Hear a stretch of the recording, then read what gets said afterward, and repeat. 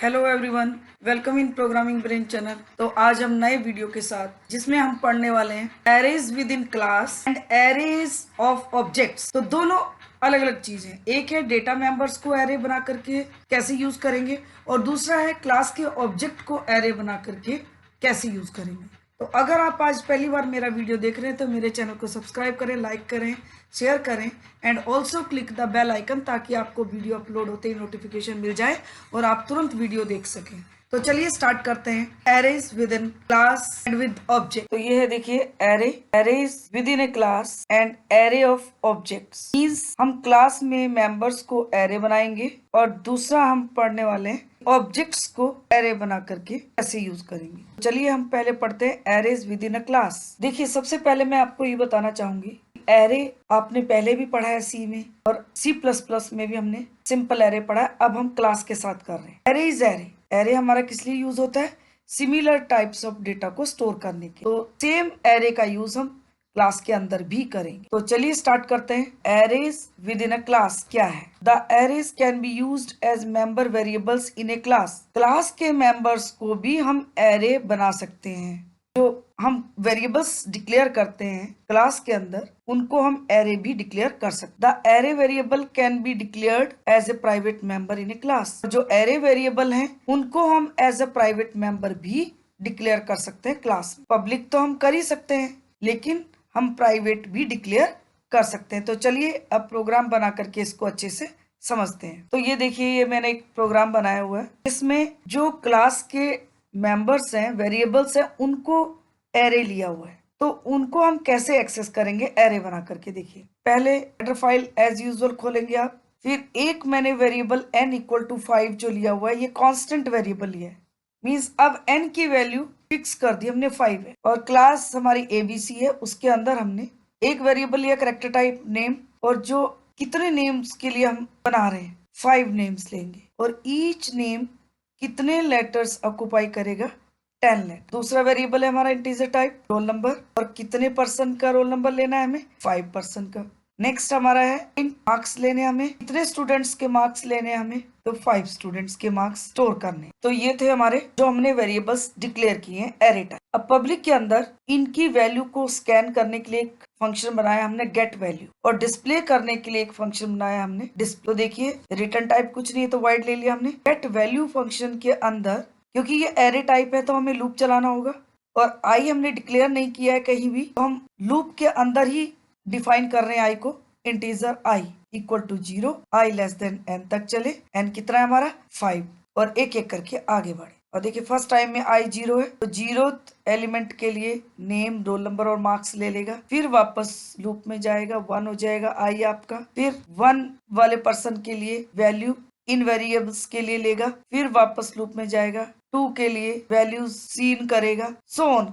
कितनी values scene करेगा? 5 students, क्योंकि हमारा n 5 है। और डिस्प्ले फंक्शन में देखिए, डिस्प्ले करने के लिए भी same, cout name, roll number, marks, ये ऊपर हेडिंग आ जाएगा। और लूप के अंदर हमने प्रिंट करा दिया name of i, roll number of i और मार्क्स ऑफ आई।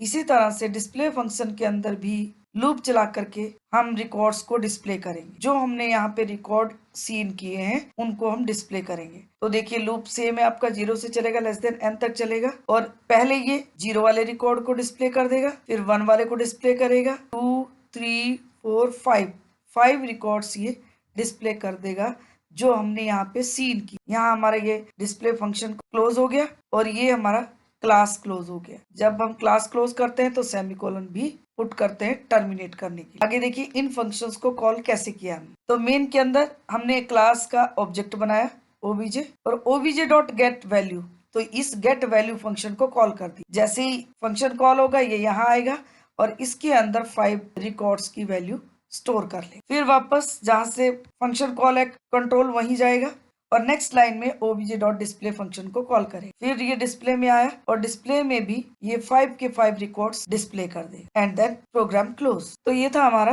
कि हम डेटा मेंबर्स को क्लास के एरे बना करके कैसे एक्सेस करते हैं। तो सिंपल है, देखिए, जैसे आप एरे सिंपल यूज करते हैं वैसे ही एरे फंक्शन के अंदर यूज किया। देखिए, लूप चलाया, उसके बाद वैल्यू सीन कर ली और वैल्यू को डिस्प्ले कर लिया। तो अब हम आगे पढ़ते हैं एरे ऑफ ऑब्जेक्ट्स, क्लास के ऑब्जेक्ट्स को एरे बनाएंगे। तो देखिए ये हमारा एरे ऑफ ऑब्जेक्ट्स। तो चलिए पहले पढ़ लेते हैं क्या है, फिर प्रोग्राम बनाएंगे। Arrays of variables that are of the type class is called an array of objects. Yes, array of variables जो कि क्लास टाइप है, जिनका टाइप क्लास है, उन्हीं को ही क्या बोला जाता है, an array of object. It means object भी क्या है, क्लास टाइप वेरिएबल्स, तो उनको हम एरे बनाएंगे। तो ये क्या कहलाता है, हमारा एरे ऑफ ऑब्जेक्ट्स। तो चलिए इसको प्रोग्राम बना करके समझते हैं। तो देखिए ये हमारा प्रोग्राम है, चलिए बना लेते हैं प्रोग्राम। तो हेडर फाइल खोलिए और क्लास के अंदर एबीसी नाम की क्लास है, नेम, रोल नंबर, मार्क्स, ये हमारे डेटा मेंबर्स हैं क्लास के। पब्लिक के अंदर गेट वैल्यू एक फंक्शन बनाया जिसके अंदर हमने सी इन करा ली ये वैल्यूज। देखिए enter the name, enter the roll number, enter the marks. Get value के अंदर सिंपल हमने सी इन कर लिया और डिस्प्ले के अंदर हमने डिस्प्ले कर ली name, roll number and marks. अब इनको कॉल कैसे करेंगे, क्योंकि ऑब्जेक्ट को एरे बनाना अब हमें, यानी कि ऑब्जेक्ट को एरे बनाने की जरूरत हमें कहाँ पड़ती है, जहाँ पे हमें एक से ज्यादा लोगों के लिए रिकॉर्ड स्टोर करने। तो देखिए, तो ये हमने मेन के अंदर एबीसी क्लास नेम है हमारा, ओबीजे हमारा ऑब्जेक्ट का नाम है, और हमने कहा ओबीजे ऑफ 3 एरे टाइप बना दिया। देखिए इसको एरे टाइप लिया हमने ओबीजे को, और कितने रिकॉर्ड्स हम स्टोर करेंगे 3, और एक वेरिएबल ले लिया हमने आई।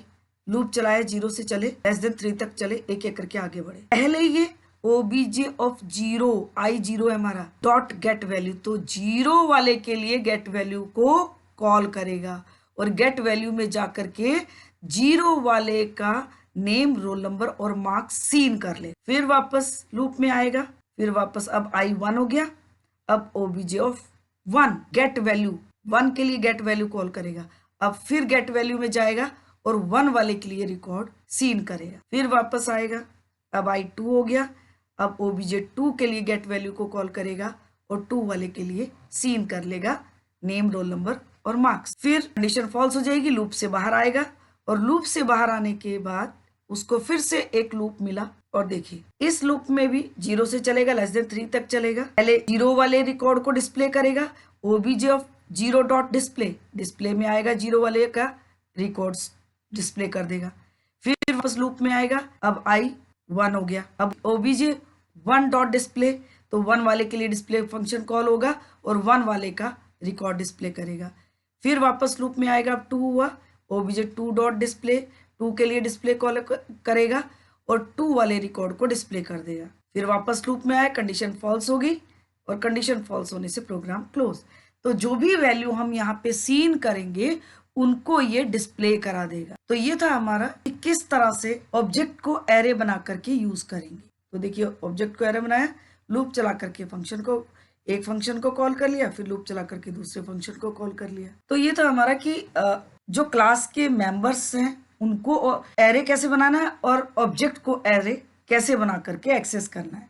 तो चलिए अब इन प्रोग्राम्स को हम रन करके भी देख लेते हैं कंप्यूटर। तो देखिए ये हमारा पहला प्रोग्राम जो हमने पहले एग्जीक्यूट किया था, क्लास के मेंबर्स को एरे बना करके कैसे यूज करेंगे। तो सेम प्रोग्राम में मैंने कांस्टेंट वैल्यू लिए एक सी, और देखिए marks, roll number, name variables हैं 3 हमारे, और एरे टाइप है।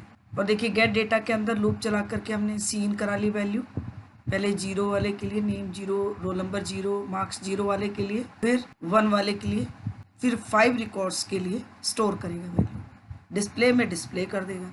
ये लूप का ब्रैकेट क्लोज है, ये हमारा फंक्शन का ब्रैकेट क्लोज है डिस्प्ले का, और ये हमारा क्लास का ब्रैकेट क्लोज है। ये इनको कॉल करते हैं मेन फंक्शन के अंदर।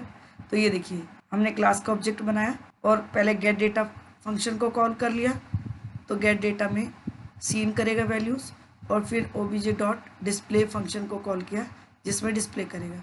तो चलिए रन कर लेते हैं, कंट्रोल F9।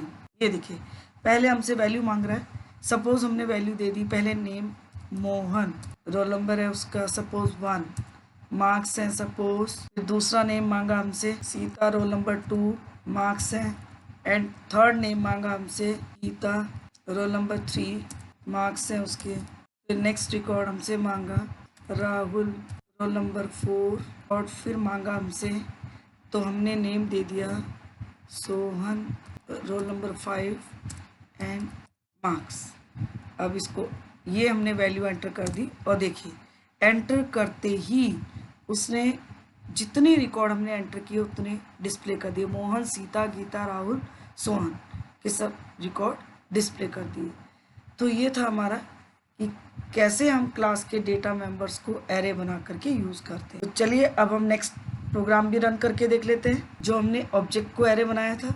तो ये देखिए, ये सेम प्रोग्राम है जो हमने एग्जीक्यूट किया था।